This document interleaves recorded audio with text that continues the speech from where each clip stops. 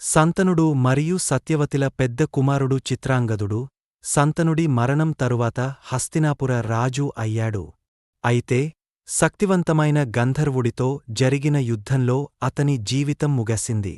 సంతనుడు మరియు సత్యవతిల చిన్న కుమారుడు విచిత్రవీర్యుడు సింహాసనాన్ని అధిష్ఠించాడు. అయితే, అతను బలహీనుడు మరియు అనుభవం లేనివాడు, మరియు అతని పాలనలో రాజ్యం బాధపడింది. రాజ్యాన్ని పర్యవేక్షిస్తున్న భీష్ముడు జోక్యం చేసుకోవాలని నిర్ణయించుకున్నాడు. అతను కాశీ రాజ్యానికి వెళ్లి అంబిక మరియు అంబాలిక అనే ముగ్గురు యువరాణులను అపహరించి విచిత్రవీర్యుడికి వివాహం చేశాడు.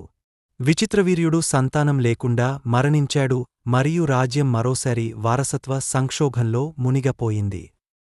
సత్యవతి తన పూర్వ సంబంధపు కుమారుడు వ్యాస మహర్షిని వారసుడిని కనడానికి సహాయం చేయమని కోరింది.